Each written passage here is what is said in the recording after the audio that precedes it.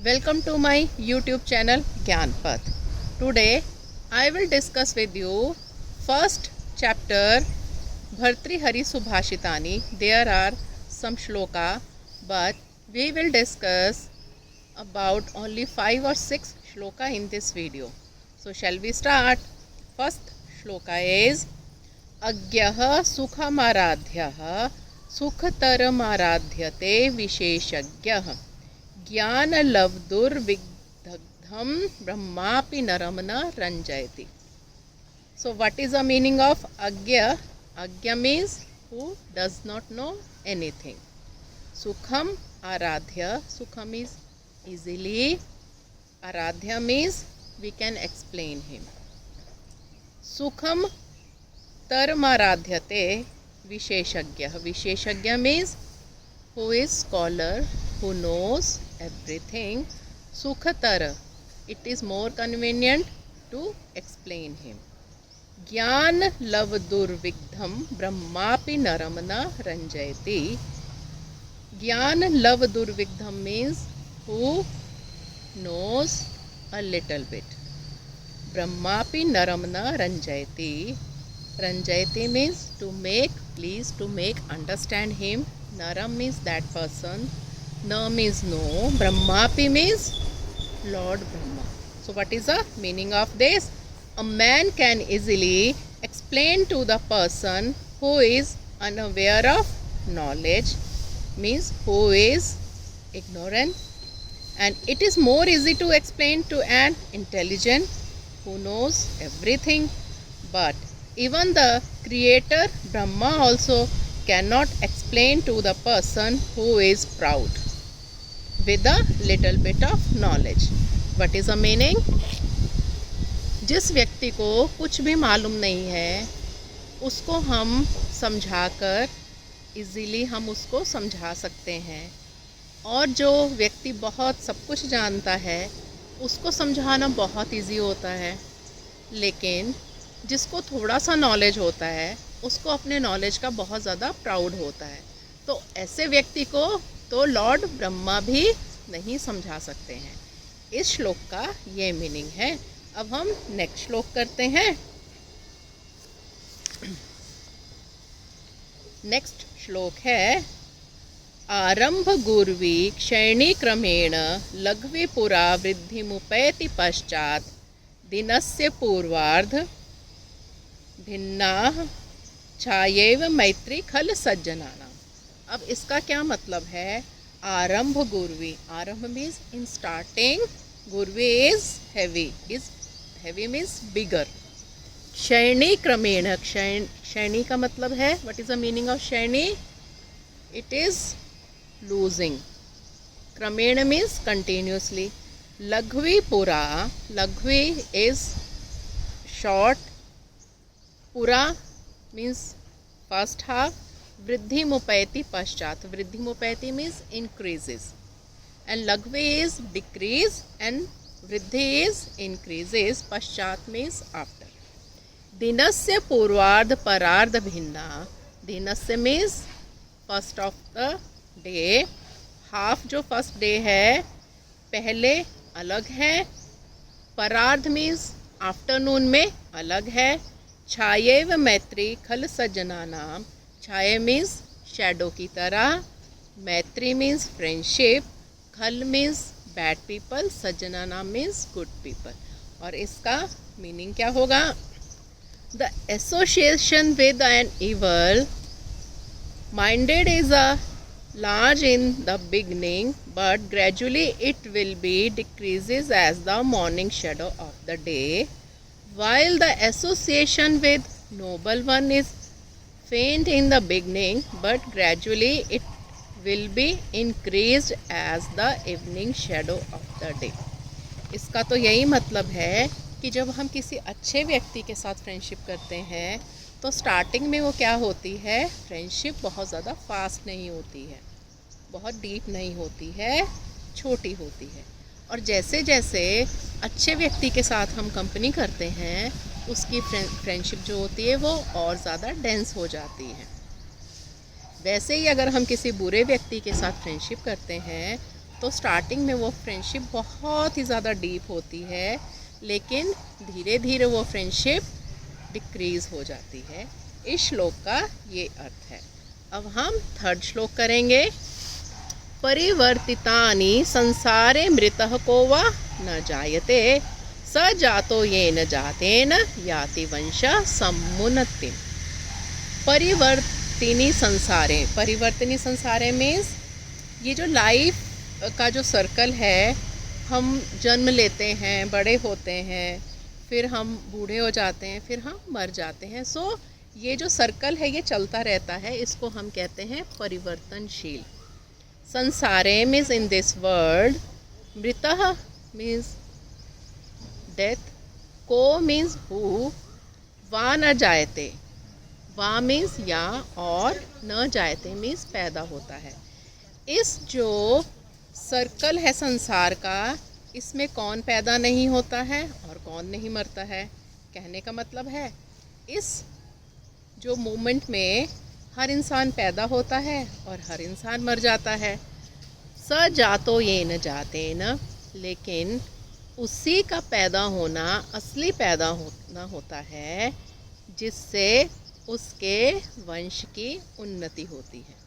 कहने का अर्थ है जब इंसान अच्छे काम करता है तो उसके फैमिली मेम्बर्स की भी सोसाइटी में रिस्पेक्ट होती है, और ऐसा लगता है कि एक यही इंसान है जो पैदा हुआ है। In this life cycle of this universe, every human will die and will get rebirth, but the person, one who is attained great respect and fame after being born as a human, his birth is only great and perfect. Yes, बिल्कुल बात सही है। आप अच्छे काम करेंगे तो आपकी सोसाइटी में इज्जत होगी और ऐसा लगेगा कि आपका जन्म लेना सार्थक हो गया। सो अब हम चलेंगे नेक्स्ट श्लोक में। कुसुमस्तबकस्येव द्वैर्वृत्तिर्मनस्विनः मूर्धन्यः सर्वलोकस्य शीर्यते वनेव। कुसुमस्तबकस्येव means the bunch of flowers, द्वै means two, दो, वृत्तिर्मनस्विनः, मनस्विनः means a noble man, वृत्ति मीन्स उसकी स्टेटस, उसका स्टेज क्या है। मूर्धन्यः मीन्स, मूर्धन्यः सर्वलोकस्य, सर्वलोकस्य का मीनिंग है सभी लोगों में। मूर्धन्यः मीन्स गेट रिस्पेक्ट। शीर्यते वन एव, शीर्यते इज फेंट हो जाना, डिस्ट्रॉय हो जाना, one means in the jungle, एव इसी तरह से। So, what is the meaning of this shloka? There are two ways for the scholars. Scholars means noble person in the creation. Either respect by the people of the world or stay in the forest to perform penance. Just as a bunch of flowers, there is no another way for them. कहने का मतलब है जो Nobel person है उनकी दो प्रकार से उनकी स्टेजेस होती हैं। कुछ लोगों को लगता है कि वो सोसाइटी में रहकर अपने नॉलेज को शेयर करेंगे और लोगों की सेवा करेंगे। जो लोग इस तरह से करते हैं then definitely they will get respect from society. और दूसरे लोगों की वृत्ति क्या होती है कि नहीं, हमें तो इस दुनिया में नहीं रहना है, हम तो जंगल में जाके पेनेंस करेंगे, तपस्या, मेडिटेशन करेंगे। लेकिन उनको जंगल में तो कोई नहीं देखता है। उनकी सिचुएशन ऐसी होती है कि जैसे जंगल में फ्लावर का जो बंच है खिलता है और वो फेंट हो जाता है, उसको कोई नहीं देखता है, उसको कोई अप्रिशिएट नहीं करता है। सो ये आपकी अपनी चॉइस है कि आप सोसाइटी में रहकर अच्छे काम करके लोगों से रिस्पेक्ट लेना चाहते हैं या आप जंगल में अपने नॉलेज को दुनिया से छुपाकर फेंट हो जाना चाहते हैं। This is your choice. So there is a next shloka.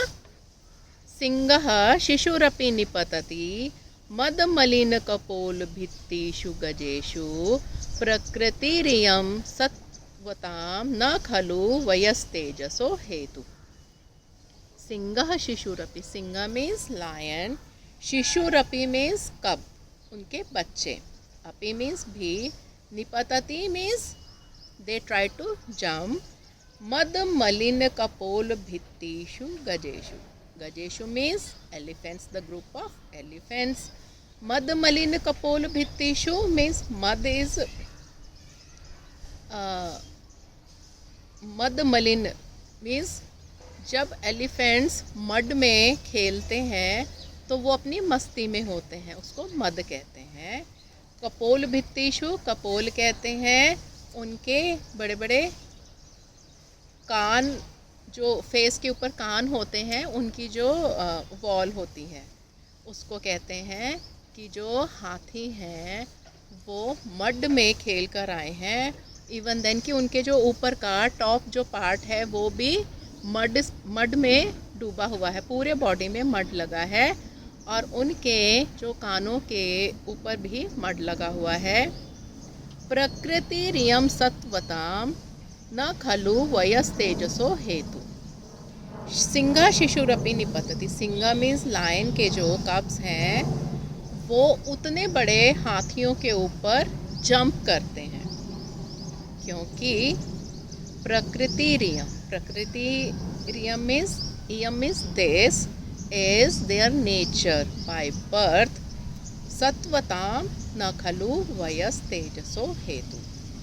Satvatam means they are God gifted or they don't wait for their right age. कहने का मतलब है even a cub means lion's child has jumped on a big elephant whose temples are muddled with rut. It is the nature of the courageous. There is no age limit to perform one's valor. कहने का मतलब है कि शेर को भगवान ने nature में ही वेलोर दिया है। वेलोर मीन्स वीरता दी है। शेर तो बहुत ही ज़्यादा पराक्रमी होता है, तभी तो जंगल का राजा होता है, और उनके बच्चों में भी वही नेचर है। जब वो छोटे होते हैं वो तब भी एलिफेंट्स के ऊपर जंप करते हैं। वो जो इतनी वीरता है वो एज के साथ नहीं आती, वो तो गॉड ने नेचर में ही दी होती है। So we will discuss 6th shloka. दानं भोगो ना स्त्रियो गतयो भवन्ति वित्तस्य यो न ददाति न भुङ्क्ते तस्य तृतीया गतिर्भवति। दानं भोगो ना स्त्रियो गतयो भवन्ति वित्तस्य, कि जो लोग वित्तस्य मीन्स पैसे को, दानम दान नहीं करते, भोगो मीन्स उसको यूज़ नहीं करते, तो उनके पैसे की जो है 3rd स्टेज हो जाती है। और वो कैसे होती है? यो न ददाति न भुङ्क्ते तस्य तृतीया गतिर्भवति। जो ना देता है ना उसको यूज़ करता है, उसकी 3rd स्टेज हो जाती है। अगर आपके पास इतना पैसा होगा, लोगों की निगाह में रहेगा कि हाँ इसके पास पैसा है, तो लोग क्या करेंगे? चोरी करने के लिए ट्राई करेंगे। इसी तरह से जो पैसे की 3rd स्टेज है वह इंसान उसको प्राप्त करता है, यानी उसका पैसा चोरी चला जाता है। There are 3 ways for wealth, इधर charity, self consume and destroy. तो पैसे की 3 गतियाँ होती हैं। या तो आप उसको चैरिटी कर दीजिए, किसी की हेल्प कर दीजिए, या तो आप अपनी चीज़ें खरीद लीजिए। अपने लाइफ में जो यूज़ होने वाली चीज़ें हैं वो भी पैसे से ही आएंगी। या तो आप अपना पैसा अपने ऊपर यूज़ करिए, और अगर आप ये दोनों चीज़ें नहीं करते हैं तो आपका पैसा डिस्ट्रॉय हो जाता है। The person one who is neither donate nor spend. कैसे? जो ना तो डोनेट कर रहा है, ना तो किसी को हेल्प कर रहा है, ना ही वो अपने ऊपर स्पेंड कर रहा है। Then the third way open for him. Exactly, third way क्या है? It means his wealth may steal by the thieves. चोरों को पता होगा इसके पास तो बहुत पैसा है, ना तो खर्च करता है ना किसी की हेल्प करता है, अब हम इसके पैसे को यूज़ करेंगे। So there are 6 shloka from first chapter. We will discuss another shloka in next video. Students, if you really like my videos, please like it, share it, subscribe it and comment on it. We will meet in next video.